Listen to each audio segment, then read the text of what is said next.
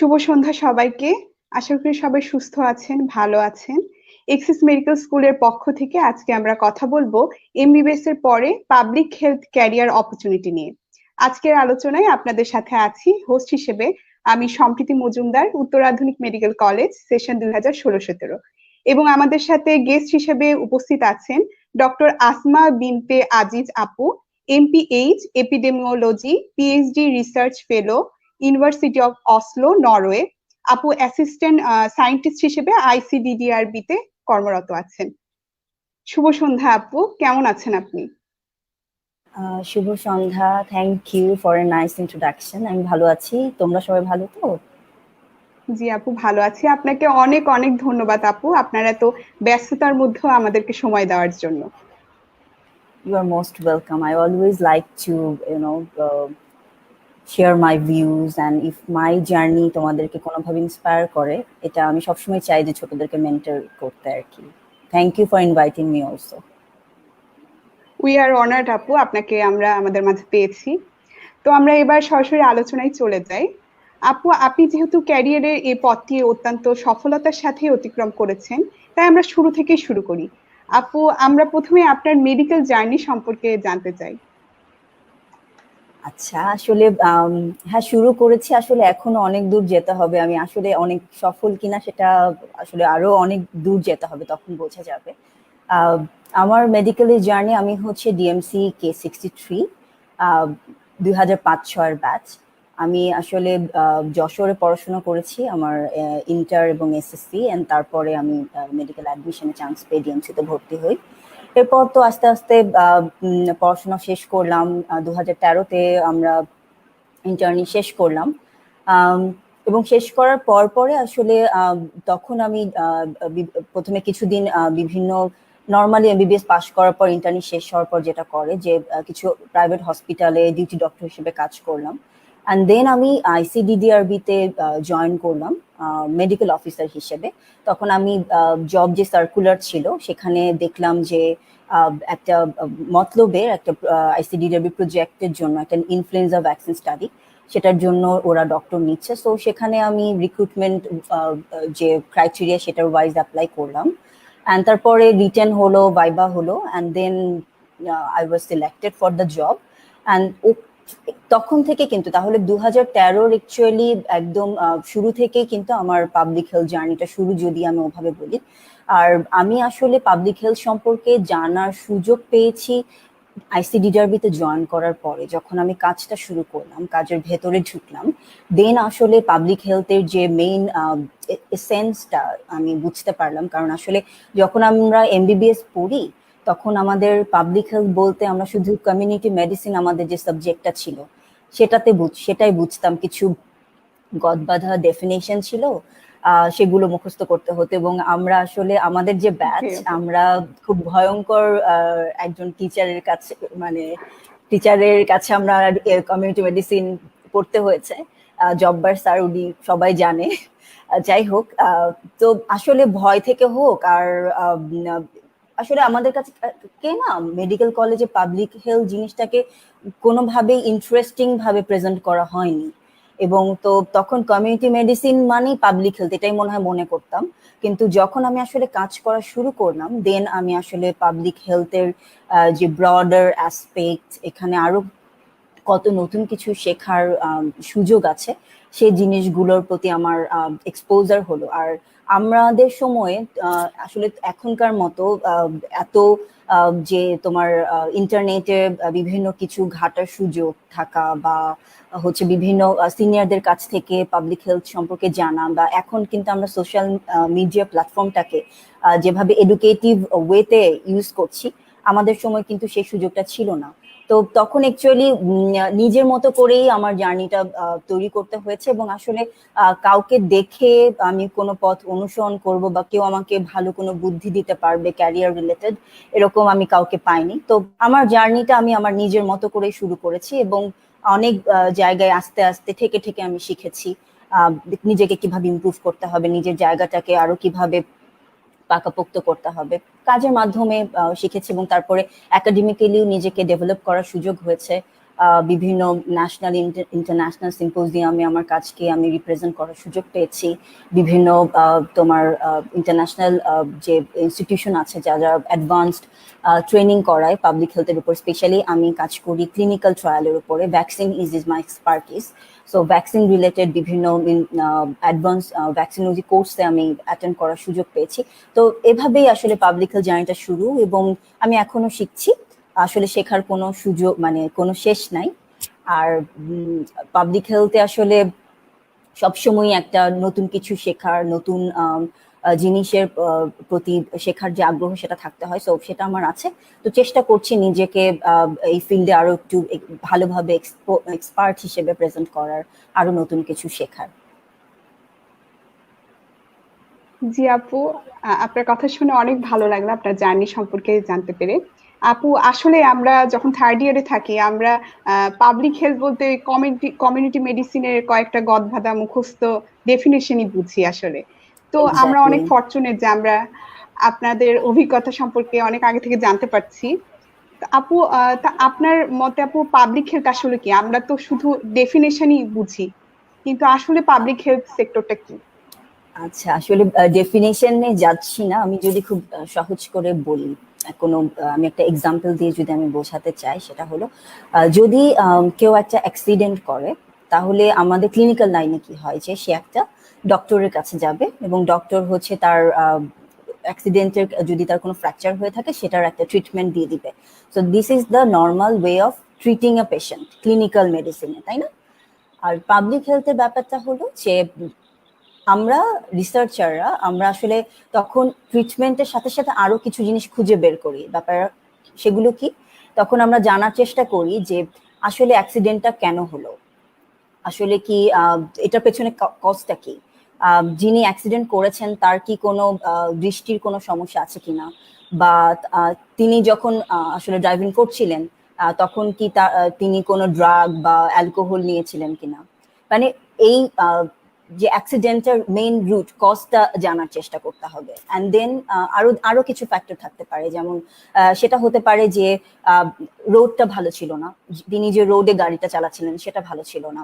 আবার এমন হতে পারে যে যে ল আমাদের দেশে যে ড্রাইভিং যে ল আছে, গাড়ি চালানোর যে ল আছে সেটা আসলে কিরকম, সেক্ষেত্রে কি কি উন্নয়ন করা দরকার, বা এই ল গুলোকে ঠিক মতো কাজে লাগানোর জন্য যে পুলিশ ফোর্স বা ট্রাফিক পুলিশ আছেন তারা কিভাবে কাজ করছেন।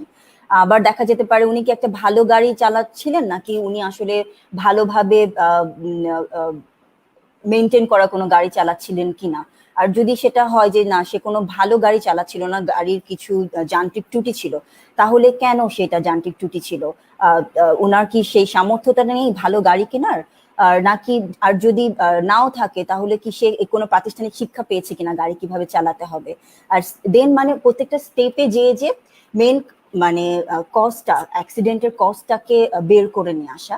অ্যান্ড দেন কমিউনিটি মানে যারা সোসাইটিতে আসলে এই যে অ্যাক্সিডেন্ট গুলো ঘটছে এবং যে ল গুলো আছে সেটা সম্পর্কে সাধারণ মানুষের কি ধরনের ধারণা।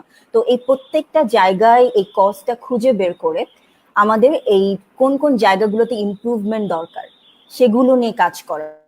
তো সামগ্রিক, এবং সেই কাজটা কারা করতে গেলে কাদেরকে লাগবে, সেটা যেমন হেলথ ডিপার্টমেন্ট যারা চিকিৎসা দিচ্ছেন তাদেরকে কাজে লাগাতে হবে, দেন যারা ল তৈরি করছেন তাদেরকে কাজে লাগাতে হবে। যেমন আমি বললাম কমিউনিটিতে পারসেপশনটা কিরকম, তারা এই ধরনের অ্যাক্সিডেন্টটাকে কিভাবে দেখছে, তারা কি কি ভালো করা যায় এই ধরনের অ্যাক্সিডেন্টটা এড়ানোর জন্য, সেজন্য কি চিন্তা করছে। সো কমিউনিটির ইনভলভমেন্ট এখানে জরুরি। সো অল এই বিভিন্ন মাল্টি সেক্টরে কাজ করে কিন্তু আমরা একটা জিনিস প্রিভেনশনের কাজ করি। সো পাবলিক হেলথ জিনিসটা হচ্ছে ইটস মোর দ্যান প্রোটেকশন। প্রোটেকশনের সাথে প্রিভেনশন এবং হচ্ছে গিয়ে প্রমোশন, এই তিনটার কম্বিনেশন অ্যাকচুয়ালি পাবলিক হেলথ কাজ করে। সো এটা একটা সাধারণ উদাহরণ দিয়ে আমি বোঝানোর চেষ্টা করলাম যাতে সবাই বুঝতে পারে। আর ডেফিনেশন তো সব জায়গাতেই যে কোনো জায়গায় সার্চ করলেই তোমরা পেয়ে যাবা। So this is public health. আসলে পাবলিক হেলথে কাজ করতে গেলে বললাম যে এটা মাল্টি ডিসিপ্লিনারি একটা সেক্টর। সেখানে যেমন এডুকেশনের একটা ভূমিকা আছে, তিনি কিভাবে মানুষের বিহেভিয়ার চেঞ্জ করা যায় সেটার একটা ভূমিকা আছে, সেক্ষেত্রে একটা কাজ করার সুযোগ আছে। অ্যান্ড পাবলিক হেলথে কাজ করার মাধ্যমে যে জিনিসটা আসলে আমাকে পাবলিক হেলথে আসার পেছনে খুব এনকারেজ করেছে সেটা হচ্ছে যে there is a chance of innovation. সেটা তুমি নতুন কিছু করার, তোমার নতুন নলেজ জেনারেট করার একটা সুযোগ থাকে। শুধু অ্যানাটমি ফিজিওলজি পড়ে আমরা হয়তো, এবং যে ট্রিটমেন্ট গাইডলাইন ডাক্তাররা ফলো করে সেগুলো কিন্তু রিসার্চের মাধ্যমে আসে।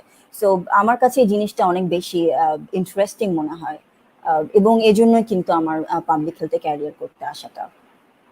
আমার মনে হয় আমি সহজভাবে বুঝাতে পেরেছি। জি আপু, আপনি অনেক সহজ করে বুঝিয়েছেন আমাদের। আসলেই পাবলিক হেলথ সম্পর্কে যে ধারণা ছিল অনেক ক্লিয়ার হলো আপনার কথাই। আপু, প্রাথমিক পর্যায়ে মেডিকেলে পড়ার সময়, মানে যা এমবিবিএস পড়াকালীন সময়ে কেউ যদি পাবলিক হেলথে পরবর্তীতে ক্যারিয়ার করতে চায়, তাহলে তারা কিভাবে প্রিপারেশন নিতে পারে? আগে থেকে কি আমরা কিছু প্রিপারেশন নিয়ে নিজেকে এগিয়ে রাখতে পারি? হ্যাঁ, অবশ্যই। আমি এর আগে একটা টকেও বলেছিলাম যে অবশ্যই প্রিপারেশনের আসলে কোনো বিকল্প নেই। আর এখন আসলে এত সবকিছু সহজলভ্যতা বেড়ে গেছে, everything is in Google, YouTube, এবং অবশ্যই মেন্টরশিপটাকে এখন সবাই অনেক গুরুত্ব দেয়। সো আমরা যারা পাবলিক হেলথে ক্যারিয়ার করছি, আমরা অবশ্যই আছি তোমাদের সবাইকে সাহায্য করার জন্য।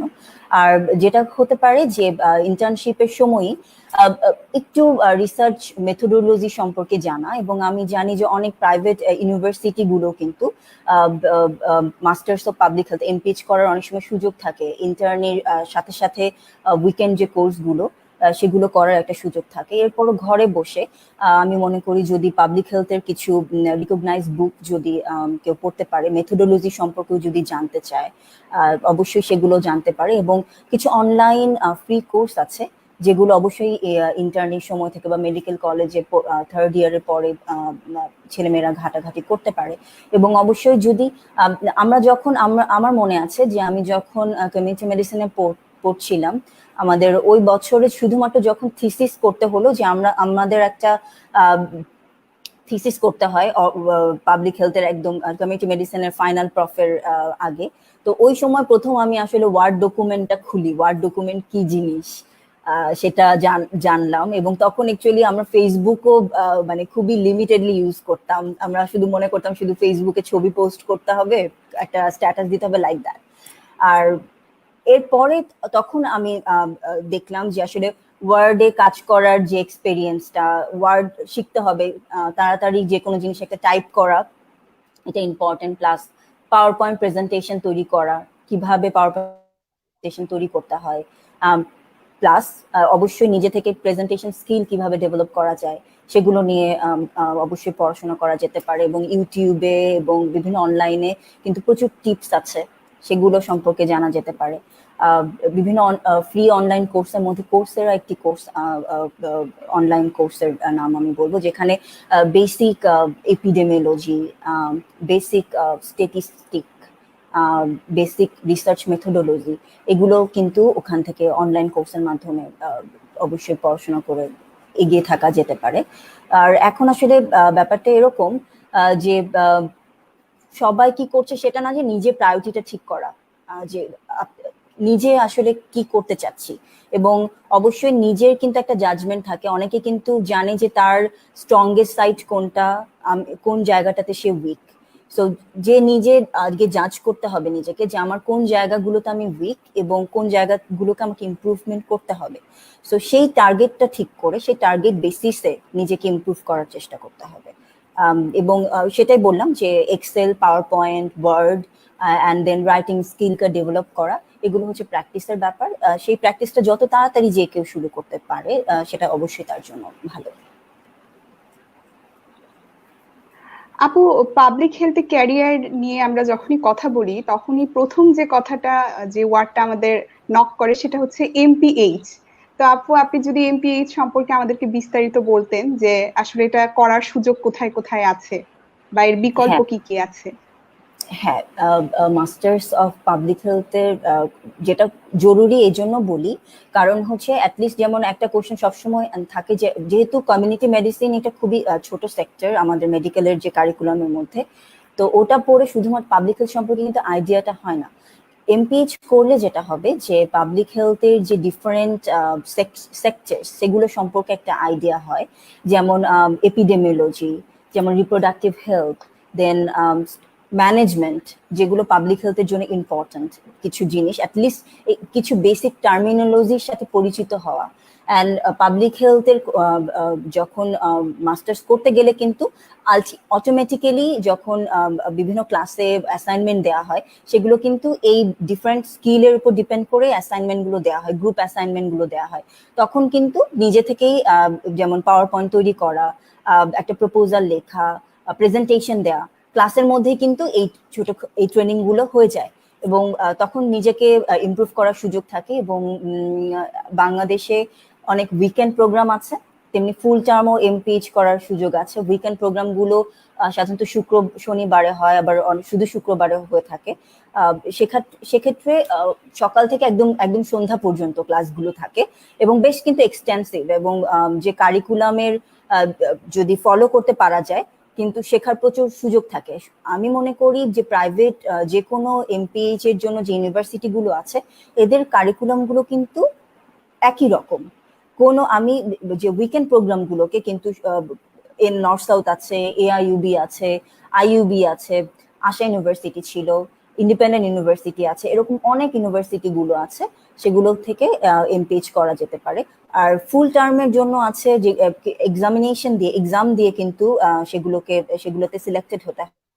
নিপসামের ফুল টার্ম এমপিএইচ এর সুযোগ আছে। আমি জানি বিএসএমএমইউ তেও এমপিএইচ করা যায়, অ্যান্ড ব্র্যাক জেপিজি যে এমপিএইচ আছে সেখানে এমপিএইচ করা যায়, বাট সেগুলোতে আপনাকে কম্পিট করতে হবে। সেক্ষেত্রে সিলেকশনের ব্যাপার থাকে, দেয়ার আর এক্সামিনেশন ক্রাইটেরিয়া আছে অ্যান্ড প্রিরিকুইজিট আছে, সেগুলো ফিল আপ করলে আপনি তাদের অ্যাডমিশন ক্রাইটেরিয়াগুলোতে অ্যাপ্লাই করতে পারবেন। তো দেয়ার ভেরিয়াস অপরচুনিটিস। কিন্তু আমি মনে করি যে ইউনিভার্সিটির just tagging is not important, কিন্তু আপনি যেই কারিকুলামে ঢুকছেন সেখান থেকে কতটুকু নলেজ আপনি গ্যাদার করতে পারবেন এবং সেটা আপনি একদম বেস্ট ওয়েতে আপনি অ্যাপ্লাই করতে পারবেন নিজের উপর, এবং নিজের শেখার কতটা আগ্রহ সেটা আসলে ডিপেন্ড করবে।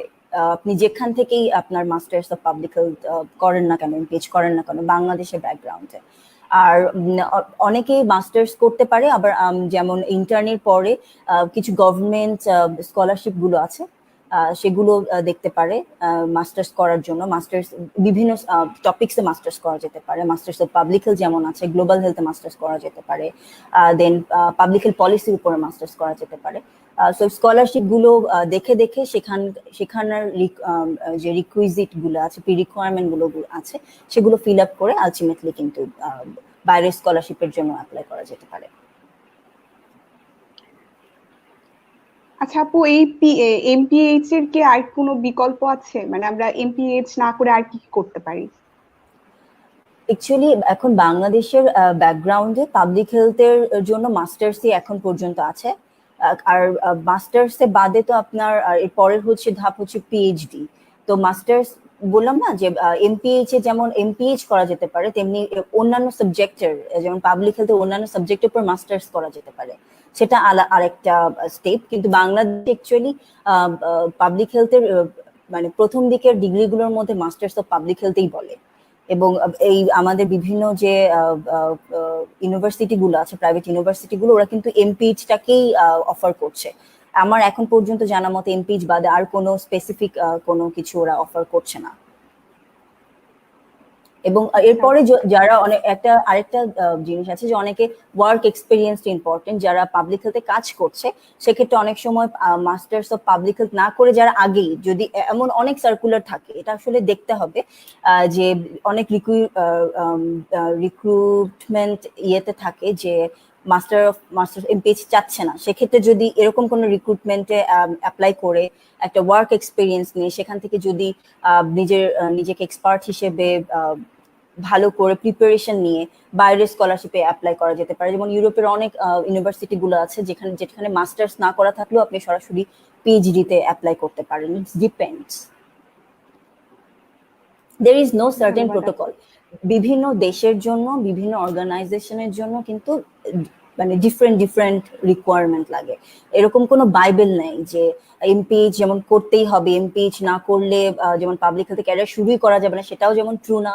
আবার অনেকে এমপিএইচ করে ফেলছেন, তারপরও হয়তো নিজের পছন্দ মতো জবে অ্যাপ্লাই করতে পারছেন না বা জব সার্কুলার পাচ্ছেন না। It depends.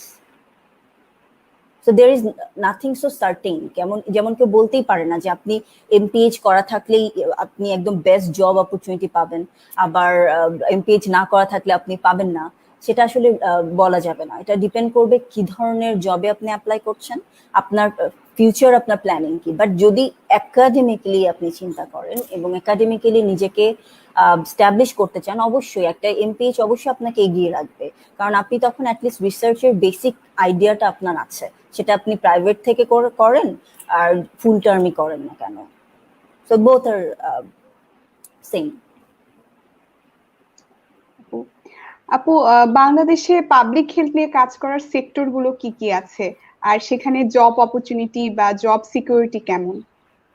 আচ্ছা, জব সিকিউরিটির ক্ষেত্রে আমি যদি বলি যে এক্ষেত্রে পাবলিক হেলথের কাজগুলোকে আমরা রিসার্চ বেসড কিছু জব আছে, আর আছে প্রোগ্রাম বেসড।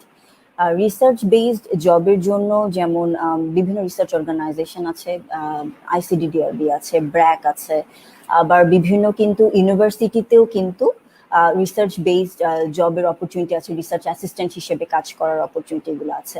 আবার অনেকে কিন্তু পাবলিক হেলথ কে ডিগ্রিগুলো নিয়ে বিভিন্ন ইউনিভার্সিটি গুলোতে লেকচার হিসেবে কাজ করছেন, সেটা যেমন আছে। আবার প্রোগ্রাম বেস যদি কাজ বলেন, সেখানে যেমন save the child, WHO, international organization গুলোতে প্রোগ্রাম বেস কাজের অপরচুনিটি আছে। এবং কিন্তু এখানে একটা জিনিস মনে রাখতে হবে, রিসার্চ বেস যে অর্গানাইজেশন গুলো, সেখানে চাকরির ক্রাইটেরিয়া হচ্ছে এগুলো প্রজেক্ট বেস। সাধারণত যে রিক্রুটমেন্ট গুলো হয় সেগুলো 6 মাসের হতে পারে, 1 বছরের হতে পারে। এন্ট্রিটা ইম্পর্টেন্ট আমি যেটা মনে করি, কারণ একটা জবে যদি 6 মাস বা 1 বছরও কাজ করা যায়, তখন জব এক্সপেরিয়েন্সটা থাকে, তখন কিন্তু অন্যান্য জবগুলোতে অ্যাপ্লাই করার সুযোগটা বেড়ে যায়। কারণ এখন দেখা যায় সব রিসার্চ প্রজেক্টে কিন্তু বলে যে আগে এই ধরনের রিসার্চে কাজ করেছেন। যেমন কেউ যদি ম্যাটারনাল অ্যান্ড চাইল্ড হেলথ, মা এবং শিশু স্বাস্থ্য নিয়ে কাজ কোনো একটা প্রজেক্টের জন্য সার্কুলার দেয়, সে চাবে যে আগে মা এবং শিশু স্বাস্থ্য সম্পর্কে জানে বা এই ধরনের প্রজেক্টে কাজ করেছে তেমন কাউকে রিক্রুট করতে। তো জব এক্সপিরিয়েন্সটা ইম্পর্টেন্ট, সেটা 6 মাস হোক, 1 বছর হোক, কারণ একটা অর্গানাইজেশনের একটা জব এক্সপিরিয়েন্স থাকলে তখন কিন্তু সুইচ করা যায় বা ভালো পোস্টে অ্যাপ্লাই করা যায়। তো আমার মতে প্রথম জব অপরচুনিটির ক্ষেত্রে চেষ্টা করতে হবে যে রিকোয়ারমেন্ট ফুলফিল করে এরকম যে কোনো কিছু যদি রিসার্চে আসতেই হয়, তো আগে রিসার্চ ফিল্ডটাকে বোঝার জন্য একটা জবে ঢোকা, তারপরে সে অনুসারে নিজের প্রায়োরিটিটা ঠিক করে নেক্সট সুইচের জন্য ট্রাই করা যেতে পারে। তবে এখন আমি যেটা মনে করি যে due to the current pandemic, এখন কিন্তু জব অপরচুনিটিটা একটু স্কুইজ করে গেছে, কারণ এখন অনেক প্রজেক্ট বন্ধ। So this is the right time যদি কেউ নিজেকে একাডেমিক্যালি ইমপ্রুভ করতে চায়, সো এই সুযোগটা কাজে লাগাতে পারে। এরপরে যখন আমরা আশা করি যখন সবকিছু ঠিক হবে, এবং এখন কিন্তু সুযোগ আছে যে ক্ষেত্রে যে কোভিড রিলেটেড যে প্রজেক্টগুলো আছে, কোভিড নিয়ে কাজ করছে, সেসব জায়গাতে অনেক সময় ফিজিশিয়ান দরকার হয়। সেসব যদি রিক্রুটমেন্ট সাইটগুলোতে অ্যাপ্লাই রেজিস্টার্ড হয়ে থাকলে কিন্তু অটোমেটিক নোটিফিকেশন আসে যখন এই ধরনের কোনো জব সার্কুলার ওপেন হয়। সো সেগুলো দেখে দেখে অ্যাপ্লাই করা যেতে পারে। তবে যদি কেউ মনে করে ইটস লাইক, আমি ডিসহার্টেন হওয়ার জন্য বলছি না, যে এখানে কিন্তু একটু এই চ্যালেঞ্জটা নিয়েই আসতে হবে যে দেয়ার আর চান্সেস যে একটা প্রজেক্ট শেষ হয়ে যাওয়ার পরে আমাকে আরেকটা প্রজেক্টে কাজ করার জন্য ওপেন থাকতে হবে। সেক্ষেত্রে নিজেকে ওপেন রাখতে হবে to do go for a viva board, নতুন জবে অ্যাপ্লাই করার জন্য, কারণ এখানে কিছুটা আনসার্টেনিটি থাকেই। সেক্ষেত্রে অনেকেই বিসিএস জবটাকে ভালো হিসেবে নিতে পারে, কারণ আমি মনে করি যে রিসার্চ জানলে শুধু যে পাবলিক হেলথ সেক্টরে private organization, NGO and international organization গুলোতেই কাজ করতে হবে তেমন না। অনেক ক্লিনিশিয়ানরাও কিন্তু অনেক ভালো রিসার্চার আছেন, এবং আমাদের অনেক বড় বড় প্রফেসর যারা আছেন তারা কিন্তু রিসার্চ অনেক ভালো বোঝেন। কারণ এবং যেহেতু পাবলিক হেলথ একটা মাল্টি সেক্টরাল জব, তো দেখা যায় যে অনেক প্রজেক্ট এরকম থাকে যে সেখানে ক্লিনিশিয়ানেরও দরকার, ক্লিনিক্যাল ওপিনিয়নেরও দরকার হয়। এবং যারা পরবর্তীতে ক্লিনিক্যাল লাইনেও এমফিল করতে চান, এমডি করতে চান, থিসিস কিন্তু তাদেরও একটা পার্ট। থিসিস লিখতে হয় এবং থিসিসের ডেটা অ্যানালাইসিস করতে হয় এবং সেটা পাবলিশ করতে হয়। সো রিসার্চ মেথোডোলজিটা শুধুমাত্র পাবলিক হেলথে ক্যারিয়ার করার জন্য ইম্পর্টেন্ট না। কেউ যদি রিসার্চ বোঝার চেষ্টা করে, রিসার্চ শিখে এবং সেটা যদি সে পাবলিক হেলথে পিওর প্রাইভেট জব নাও করে সরকারি চাকরিও করতে চায়, সেক্ষেত্রে সেটার মাধ্যমেও সে বিভিন্নভাবে উপকৃত হতে পারে। আপু, আমরা এই পাবলিক হেলথে কাজ করার পাশাপাশি, রিসার্চের পাশাপাশি কি অন্য পড়াশোনা যেমন বিসিএসটাও চালিয়ে যেতে পারি? হ্যাঁ, অবশ্যই। যেটা আমি বললাম যে বিসিএস দিলে কিন্তু আমাদের রিসার্চের সুযোগ আছে। বিভিন্ন রিসার্চ অর্গানাইজেশন আছে যেখানে কিন্তু গভর্নমেন্ট যারা জব করেন তাদের কিন্তু পাবলিক হেলথ সেক্টরে আসার সুযোগ আছে। যেমন ডিজি হেলথে কিন্তু পাবলিক হেলথের সুযোগ আছে এবং গভর্নমেন্ট জবে যেও কিন্তু পাবলিক হেলথে অনেকে বাইরে পড়াশোনা করতে যাচ্ছেন। স্কলারশিপ, বিভিন্ন গভর্নমেন্ট স্কলারশিপ গুলো আছে যেগুলো বেসড অন পাবলিক হেলথ, হ্যাঁ, মাস্টার্স করতে যেতে পারেন এবং পরবর্তীতে কিন্তু ডিজি হেলথে পলিসিতে কাজ করার সুযোগ থাকে, পাবলিক হেলথ পলিসিতে কাজ করার সুযোগ থাকে, আইইডিসিআর এর মতো জায়গাতে কিন্তু কাজ করার সুযোগ থাকে। সো ইটস নট লাইক যে শুধুমাত্র প্রাইভেট সেক্টরেই কাজ করতে হবে। আর রিসার্চের নলেজ কিন্তু আমি যেটা আগেও বললাম যে গভর্নমেন্ট জবেও আপনি যদি চান you want to be a researcher, সেক্ষেত্রে আপনি বিসিএস এর কাজ করেও আপনি রিসার্চে কাজ চালিয়ে যেতে পারেন। It is possible. এবং এরকম অনেক উদাহরণ আছে। আমার ব্যাচমেটরা, আমার সিনিয়ররা, বিভিন্ন জুনিয়ররা যারা বিসিএস এ গিয়েছে কিন্তু পরবর্তীতে কিন্তু তারা মেইন ফোকাসটা করেছে যে তারা পাবলিক হেলথে ক্যারিয়ার করবে। সো যেসব পলিসি লেভেলে কাজ করা যায় সেই সব জায়গাতে তারা বিভিন্নভাবে পোস্টিং হয়েছে, কাজ করছে। So there are opportunities. আপু, পাবলিক হেলথের সরকারি এবং বেসরকারি যে সেক্টর গুলো আছে সেগুলোর স্কোপকে যদি আমরা কম্পেয়ার করি, তাহলে আপনার কাছে কি মনে হয় কোনটা বেটার, প্রাইভেট না, সেক্টর নাকি গভর্নমেন্ট? সো আমি এক্ষেত্রে যেটা বলবো, এটা সবার একান্ত প্রায়োরিটি বেসড। যেমন এটা নিজের জাজ করতে হবে। আমি আসলে কোনোটাকে বলবো না ভালো, কোনোটাকে বলবো না খারাপ, হ্যাঁ। এটা নিজের জাজমেন্টের ব্যাপার। আর আসলে কারো ওপিনিয়ন আমার জন্য যেটা ভালো সেটা আরেকজনের জন্য ভালো নাও হতে পারে। So there are equal opportunities, কিন্তু সেটাকে নিজের মতো করে ঠিক করে নিতে হবে। নিজের প্রায়োরিটিটা, এটা আমি মনে করি যে এখানে যে কোনো ক্যারিয়ারে ব্লাইন্ডলি ফলোয়ার হওয়ার চাইতে নিজে কি চাচ্ছি এবং what is happiness to me, কোনটা আমার জব স্যাটিসফ্যাকশন, সেটা আমাকে ঠিক করতে হবে। ইটস নট লাইক যে একজন, অনেকে আছে কিন্তু যে যারা চ্যালেঞ্জ নিয়ে কাজ করতে ভালোবাসে, সেক্ষেত্রে অনেকেই চায় যে না, আমি গভর্নমেন্ট জব করবো না, I want to take the challenge to work in the public health groups, in the public sector, private sectors. So সেটাকেও ছোট করার কিছু নাই। সো এটা ইন্ডিভিজুয়ালস, আমি বলবো চয়েস। বাট সব জায়গাতেই অপরচুনিটি আছে এবং আমি যেটা বিলিভ করি, if you are knowledgeable enough, you are expert in your field enough এবং নিজে ক্যাপাবল হলে, job will find you. You don't need to look for job আপনাকেই খুঁজে নেবে। এবং এটা আমি বিভিন্ন সময় দেখেছি, আমার নিজের অভিজ্ঞতা থেকে দেখেছি এবং আমার আশেপাশে অনেক মানুষের কাছেই আমি দেখেছি যে এই জন্য নিজেকে, নিজের গ্রাউন্ডটাকে নিজে থেকে ফিল করতে হবে যে আমি আসলে কি চাচ্ছি। সো এবং এক্ষেত্রে যেমন ফ্যামিলি প্রায়োরিটিসও ইম্পর্টেন্ট। সো সবার সোসিও ইকোনমিক স্ট্যাটাস একরকম না, সবার রেসপন্সিবিলিটি একরকম না। সো যার যার জায়গা থেকে তার নিজের প্রায়োরিটি এবং হ্যাপিনেসের জায়গাটা ঠিক করে নিয়ে সেটা আসলে ঠিক করা উচিত। But there are in both sectors there are millions of opportunities. কিন্তু এখানে দেখতে হবে যে অপরচুনিটিটাকে কে কিভাবে নিচ্ছে। আপু, পাবলিক হেলথের ভিতরেই আবার কি কি সাব ইউনিট বা সাব সেক্টর আছে সেগুলো সম্পর্কে যদি আমাদেরকে বলতেন, আর সেগুলোর মধ্যে কোনগুলো নিয়ে এগোলে আসলে ভালো হয়? হ্যাঁ, যেমন পাবলিক হেলথের যেমন এখন যদি সিচুয়েশন অ্যানালাইসিস এখানে ইম্পর্টেন্ট। যেমন আমি মনে করি যেহেতু আমি ভ্যাকসিন নিয়ে কাজ করি, so this is now vaccine একটা হট টপিকস। সো ভ্যাকসিন নিয়ে কাজ করার কারণে এখন এই প্যান্ডেমিক সিচুয়েশনে এটা কাজে লাগবে। যেমন পাবলিক হেলথের বিভিন্ন সেক্টর আছে, যেমন আমি আগেই বলেছি, প্লাস রিসার্চেরও বিভিন্ন সেক্টর আছে। অনেকে মা এবং শিশুর উন্নয়নে যেমন কাজ করতে পারে, অনেকে কিভাবে ডিজিজ ট্রান্সমিশনটাকে প্রিভেন্ট করা যায়, ইনফেকশন ডিজিজ কিভাবে কন্ট্রোল করা যায় সেটা নিয়ে অনেকে কাজ করে। আবার অনেকে আছে যে ল্যাব বেসড অনেক কাজ করে, ল্যাবের যে অ্যানালাইসিস সেগুলো নিয়ে কাজ করছে। অনেকে রিপ্রোডাক্টিভ হেলথ নিয়ে কাজ করছে, তাই না? বিভিন্ন সেক্টর আছে। অনেকে আছে পাবলিক হেলথ পলিসি নিয়ে কাজ করছে। তো কোন সেক্টর ভালো কোন সেক্টর খারাপ সেটা না, এখানে ইনোভেশনের একটা ব্যাপার আছে। সেটা হচ্ছে তোমার রিসার্চ আইডিয়া বা আপনার রিসার্চ আইডিয়াটাকে ভালো মতো রিপ্রেজেন্ট করা। এবং রিসার্চারদের কিন্তু একটা প্রায়োরিটি বেস থাকে যে গ্রান্ট লিখতে হবে, এবং গ্রান্টটা লিখতে হবে কোন সিচুয়েশনে কোন ইন্টারভেনশনটা জরুরি। যেমন এখন যখন প্যান্ডেমিক হয়েছে, ইনফেকশন কন্ট্রোলটা কিভাবে করা যাবে এই রিলেটেড ইনোভেটিভ আইডিয়া, যে দেখা যাচ্ছে যে আমরা আগে থেকে যেভাবে ইনফেকশন কন্ট্রোল করেছি সেটা দিয়ে কিন্তু এখন কাজ হচ্ছে না। সো নতুন নলেজ জেনারেট করতে হবে, নতুন নতুন আইডিয়া নিয়ে আসতে হবে যে আর কিভাবে আমরা এই ডিজিজটাকে কন্ট্রোল করতে পারি।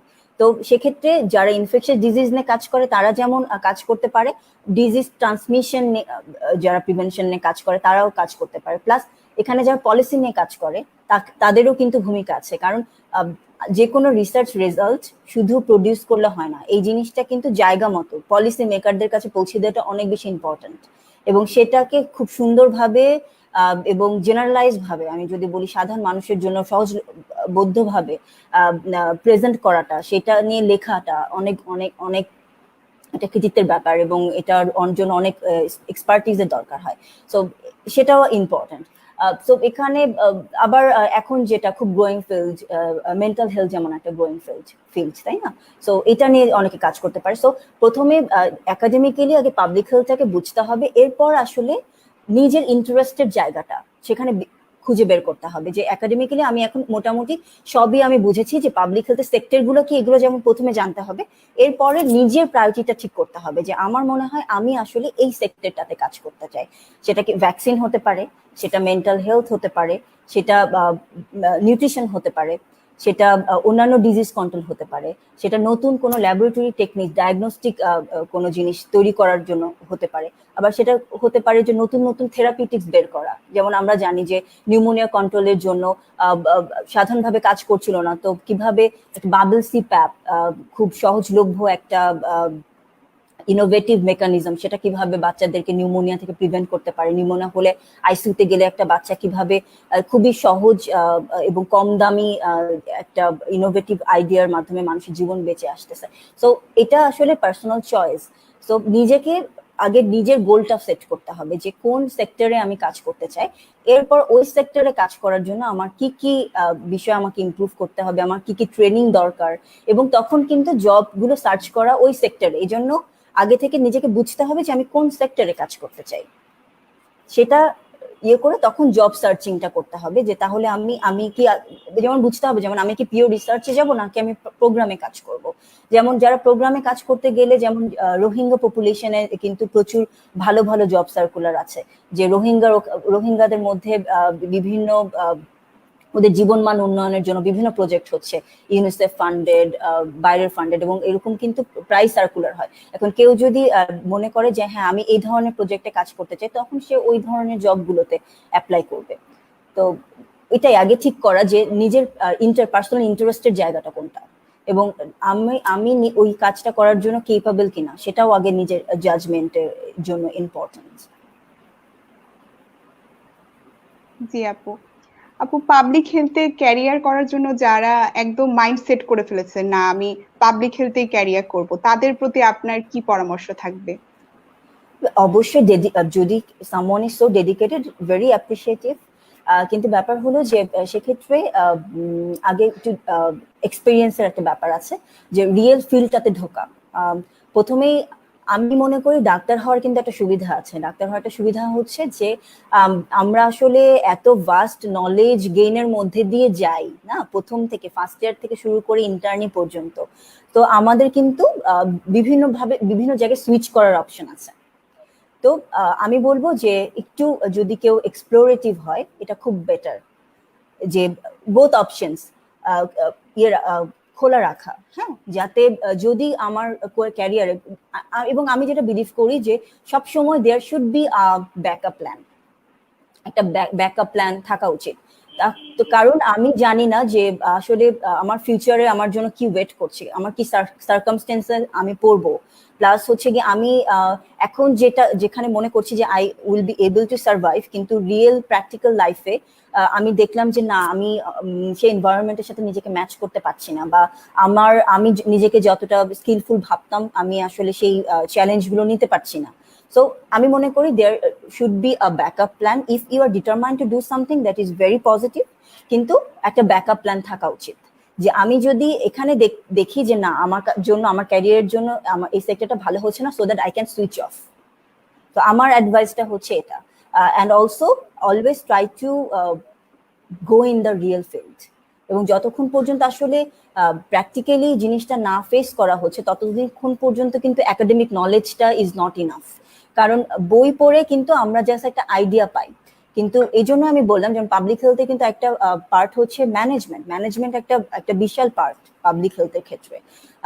সো আপনাকে you have to be good manager also. যদি আপনি একটা ভালো প্রজেক্ট চালাতে চান, রিসার্চ আইডিয়া ডেভেলপ, আপনাকে একজন ভালো ম্যানেজারও হতে হবে। সো সবার জন্য দিস ইজ নট, এই যে বললাম না যে এখানে নিজেকে মাল্টিপল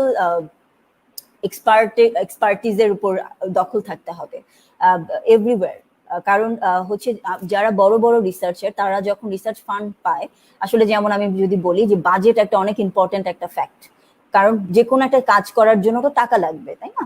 এখন আমি যদি বাজেট সম্পর্কে আমার আইডিয়া না থাকে তাহলে কিন্তু আমি প্রজেক্টটা ভালো মতো ইমপ্লিমেন্ট করতে পারবো না। যেমন যে কোনো একটা ফান্ডের যখন জন্য আমরা অ্যাপ্লাই করি তখন কিন্তু আমাদেরকে ফান্ডের জন্য আমার এই স্টাডিটা করার জন্য বা এই রিসার্চটা করার জন্য আমার কত টাকা দরকার এবং এই টাকাটা আমি কিভাবে খরচ করব, কোথায় খরচ করব, সেটার কিন্তু একটা জাস্টিফিকেশন দিতে হয়। তো যদি আমার এই ম্যানেজমেন্ট জ্ঞানটা না থাকে তাহলে কিন্তু আমি ওই পার্টে আমি উইক হয়ে যাব। সো এটাও যে ফিনান্সিয়াল ব্যাপারটাও শিখতে হয়। So study management, epidemiology, everything, plus হচ্ছে ইথিক্যাল জিনিসগুলো।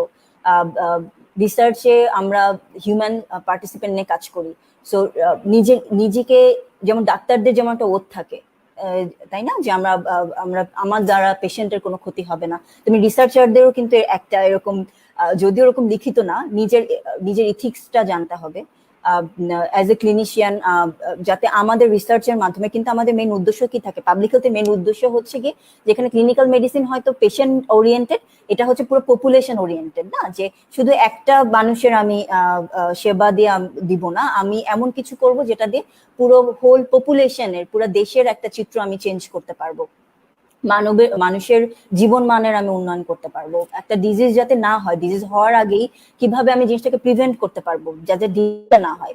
প্লাস হচ্ছে তাহলে কি মানুষের যে চিকিৎসার জন্য যে ব্যয় সেটা কমে যাবে, তাই না? এটা একটা ভাস্ট জিনিস।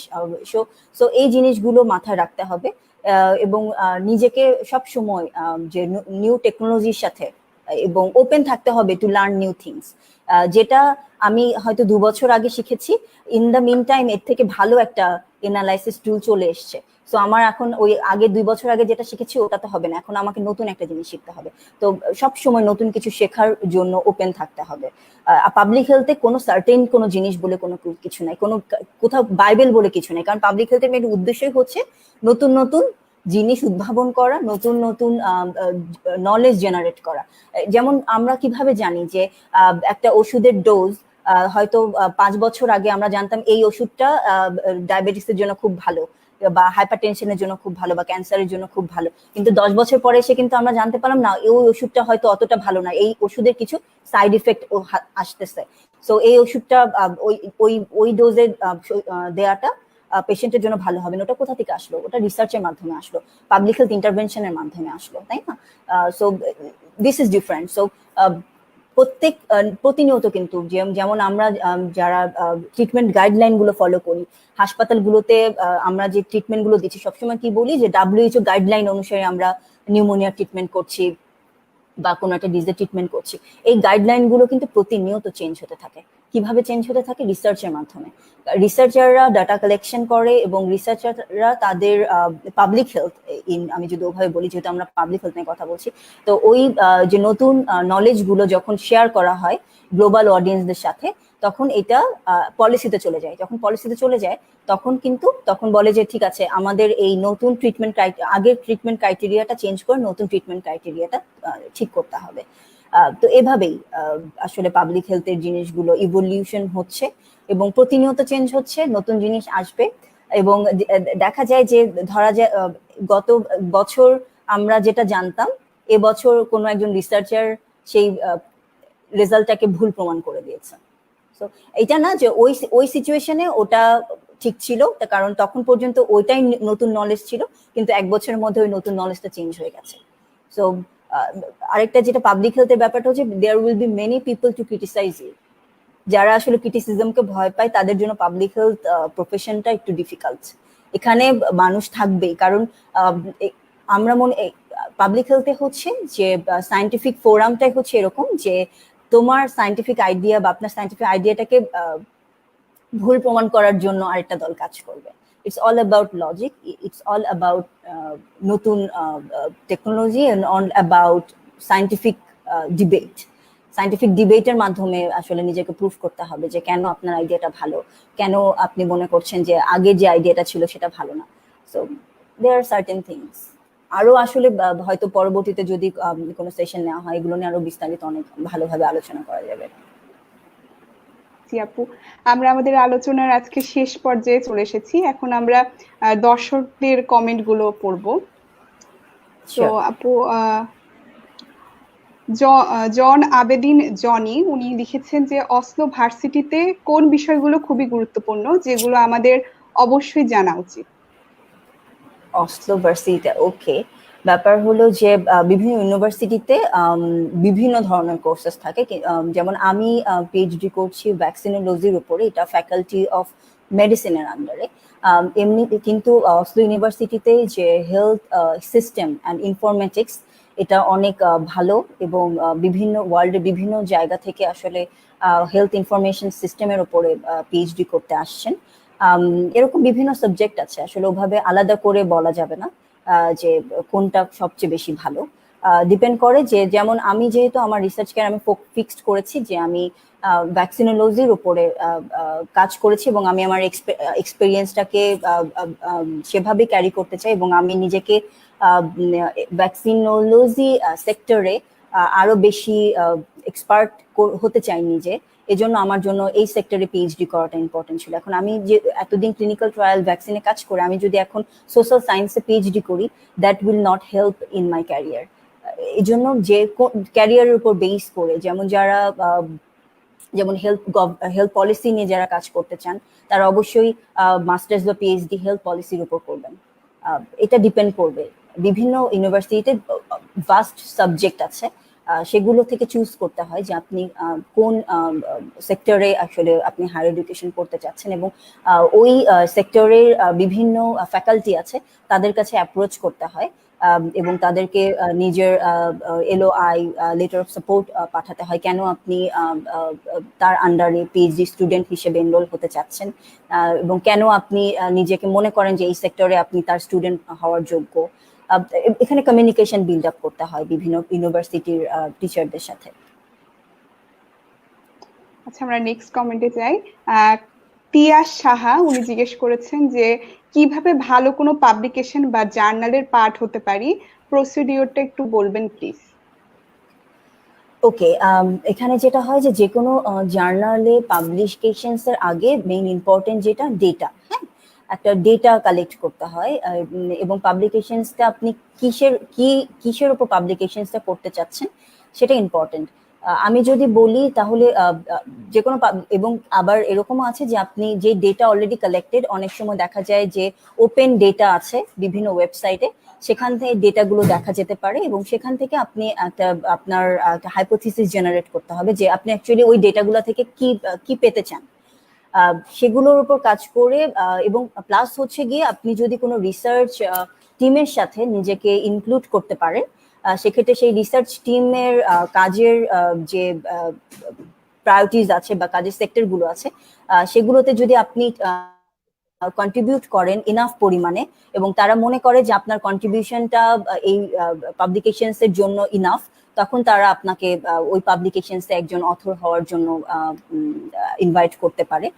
প্লাস হচ্ছে গিয়ে অনেকে যারা পাবলিক হেলথে ক্যারিয়ার করছে, অনেকে তাদের মাস্টার্স এর যে থিসিস আছে সেটা পাবলিশ করতে পারেন, কারণ সেখানে আপনি কিছু ডেটা কালেক্ট করেছেন এবং শুধুমাত্র আসলে পাবলিশ করার ব্যাপারটা হচ্ছে কি, এটা বিভিন্ন প্রসেসের মধ্যে দিয়ে যেতে হয়। প্রথমে যেমন আপনাকে ডেটা অ্যানালাইসিস করে একটা ম্যানুস্ক্রিপ্ট দাঁড় করাতে হবে, এন্ড তারপরে আপনাকে খুঁজে বের করতে হবে যে আপনার ম্যানুস্ক্রিপ্টটা নেয়ার মতো সব জার্নাল তো সবকিছু পাবলিশ করে না, কোন জার্নালটা আপনার জন্য অ্যাপ্রোপ্রিয়েট হবে পাবলিশ করার জন্য, সেটা সেরকম জার্নাল খুঁজে বের করে এরপর সেখানে সেই জার্নালে আপনি, এবং ওই জার্নালে যদি ইন্টারেস্টেড টপিকস হয় যে টপিকস নিয়ে আপনি পাবলিশ করতে চাচ্ছেন, তখন সেই জার্নালের এডিটরকে আপনি জানাবেন, তারা তখন রিপ্লাই করবে যে আপনার এই টপিকসটা সেই জার্নালের জন্য পাবলিকেশনস এর জন্য অ্যাপ্রোপ্রিয়েট কিনা।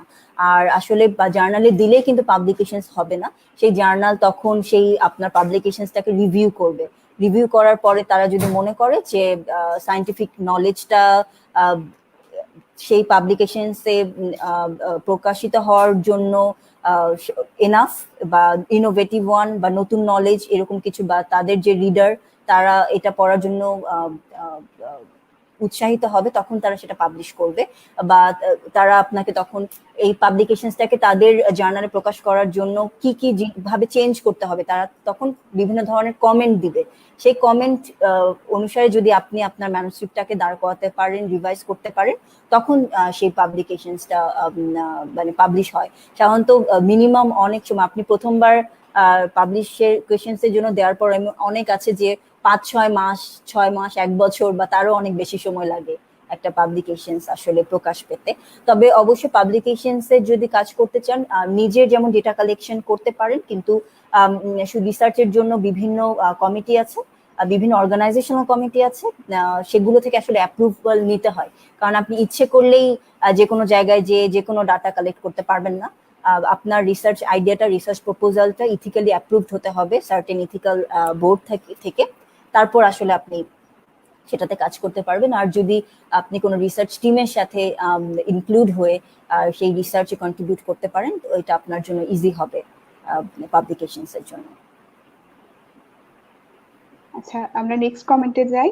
খালেদ হাসান আস্ক করেছেন যে আফটার ইন্টার্নশিপ গভর্নমেন্ট স্কলারশিপ গুলো কেমন যদি বলতেন, এবং কি কি বিষয় দেওয়া হয় আর পাবার ক্রাইটেরিয়া কি কি, মানে উনি গভর্নমেন্ট স্কলারশিপ সম্পর্কে জানতে চাচ্ছেন। স্কলারশিপ যেমন প্রাইম মিনিস্টার স্কলারশিপ আছে, এখন গভর্নমেন্ট স্কলারশিপ গুলো একটু লিমিটেড। আমি লাস্ট যেটা জানি যে প্রাইম মিনিস্টার একটা স্কলারশিপ ছিল, সেটা অ্যাপ্লাই করেছে আমার কিছু পরিচিত মানুষজন, এবং সেখানে অনেক বিভিন্ন টপিকস থাকে স্কলারশিপ। অনেকে ক্লিনিক্যাল, কিন্তু যেমন নিউরো মেডিসিনে মাস্টার্স করছেন বা নিউরো মেডিসিন ক্লিনিক্যাল সাবজেক্ট গুলোতে যেমন স্কলারশিপের অপশন থাকে, তেমনি পাবলিক হেলথের বিভিন্ন সেক্টরের জন্য স্কলারশিপের বিভিন্ন ক্রাইটেরিয়া থাকে। তো আসলে এবং প্রত্যেক বছর এই গভর্নমেন্ট স্কলারশিপ গুলোর ক্রাইটেরিয়া গুলো চেঞ্জ হয়। সো বেটার এই গভর্নমেন্ট স্কলারশিপ গুলোর জন্য আপনি গুগলে সার্চ করতে পারেন, এবং সেখানে একদম ওয়েবসাইট গুলোতে একদম ক্লিয়ারলি লেখা থাকে যে কারা কারা এই স্কলারশিপ গুলোতে অ্যাপ্লাই করার জন্য যোগ্য এবং অ্যাপ্লাই করার জন্য কি কি ডকুমেন্ট লাগবে।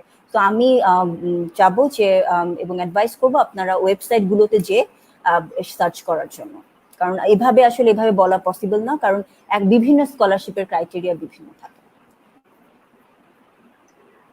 পরবর্তীতে আশিকুর রহমান প্রশ্ন করেছেন যে প্রাইভেট থেকে এমপিএইচ করে জব সেক্টর কেমন? হ্যাঁ, প্রাইভেট থেকে এমপিএইচ করলেও আসলে যখন জবের সার্কুলার থাকে তখন কিন্তু কোথাও লেখা থাকে না যে আপনাকে ফুল টার্ম এমপিএইচ করতে হবে, বা আপনি প্রাইভেট সেক্টর থেকে প্রাইভেট কোন ইউনিভার্সিটি থেকে এমপিএইচ করেছেন কিনা, এরকম কিছু লেখা থাকে না। ওখানে রিকোয়ারমেন্ট থাকে যে এমপিএইচ থাকতে হবে। সো আপনি প্রাইভেট সেক্টর থেকে এমপিএইচ করলেও আপনি যেসব রিক্রুটমেন্টে এমপিএইচ কম্পালসারি, সেসব জায়গাগুলোতে আপনি ইজিলি অ্যাপ্লাই করতে পারবেন। কারণ এখন বেশিরভাগ ক্ষেত্রে দেখা যাচ্ছে যে পাবলিক হেলথ সেক্টর গুলোতে কাজের যে রিক্রুটমেন্ট গুলো আসে, পাবলিক অনেকেই এমপিএইচটাকে একটা প্রিরিকুইজিট হিসেবে সার্কুলার গুলো দিচ্ছেন। তো অবশ্যই পাবলিক হেলথে যদি আপনার মাস্টার্স করা থাকে সেক্ষেত্রে আপনি অ্যাপ্লাই করার জন্য অন্যদের থেকে অবশ্যই এগিয়ে থাকবেন। এরপর পরবর্তীতে নওরিন সুলতানা প্রশ্ন করেছেন যে দেশের বাইরে পাবলিক হেলথে এমএসসি করতে কি ইন্টার্নশিপ ম্যান্ডেটরি? এখন ইন্টার্নশিপ বলতে এখানে কি বোঝাচ্ছে? এটা কি কিসের internship? I am not clear. যে ইন্টার্নশিপ বলতে উনি বুঝাচ্ছেন যে আমরা যে এমবিবিএস এর পরে 1 ইয়ার ইন্টার্নশিপ করি সেটা। হ্যাঁ, কারণ আসলে যদি আপনি অ্যাজ এ ডক্টর আপনি পাবলিক হেলথে কোনো মাস্টার্স কোর্সে অ্যাপ্লাই করতে যান, যেমন আমি যেটা বাংলাদেশে পেয়েছি, যেহেতু আমি বাংলাদেশে মেডিকেলে পড়েছি, ডিএমসি তে পড়েছি, তো আপনি তো আসলে যদি ইন্টার্নশিপ কমপ্লিট না করেন তাহলে মনে হয় আমরা বিএমডিসি রেজিস্ট্রেশন সার্টিফিকেট পাই না। তো সেই ক্ষেত্রে কিন্তু আপনি ডক্টর হিসেবে আপনার ওই ডিগ্রিটাকে দেখাতে পারছেন না। তো অবশ্যই ইন্টার্নশিপটা কমপ্লিট থাকতে হবে। পরবর্তীতে দেওয়ান তাসনিয়া আজাদ রাকা উনি প্রশ্ন করেছেন যে প্রাইভেট ইউনিভার্সিটিতে এমপিএইচ করলে গভর্নমেন্ট জবে কি কাউন্ট করা হয়? সেক্ষেত্রে কিছু কিছু পাবলিক হেলথ যে ইউনিভার্সিটি গুলো আছে, কিছু কিছু আছে যে গভর্নমেন্ট সার্টিফাইড। হ্যাঁ, সো সেই ইউনিভার্সিটি গুলোতে যদি আপনি এমপিএইচ করেন তাহলে অবশ্যই সেটা কাউন্ট করাতে পারবেন। আচ্ছা, আশা করি আমাদের দর্শকবৃন্দ সবাই সবার প্রশ্নের উত্তর পেয়ে গেছেন। আপু অনেক সুন্দর করে বুঝিয়েছেন। আপু, আপনাকে আবারও অসংখ্য ধন্যবাদ। আপনি আমাদেরকে এতটা সময় দিলেন এবং আপনার মূল্যবান অভিজ্ঞতা আমাদের সাথে শেয়ার করলেন। আর যারা এই আলোচনাটা শুনেছেন তারা অবশ্যই অনেক অনেক উপকৃত হবেন। Thank you so much. তুমি অনেক ভালো মতো কন্ডাক্ট করেছো। Thank you so much. যদি আমার এক্সপেরিয়েন্স থেকে এবং কথা থেকে কেউ উপকৃত হয়, that I will be very honoured for that. Thank you so much. আপু, আপনি অনেক ভালো থাকবেন আপু। Same to you. সবার সুস্থতা কামনা। থ্যাংক ইউ আপু। সবার পরিবারের এবং সবার সুস্থতা কামনা করে আজকে লাইভ সেশনটি আমরা এখানেই শেষ করছি। ধন্যবাদ সবাইকে সাথে থাকার জন্য। হ্যাঁ, বাই।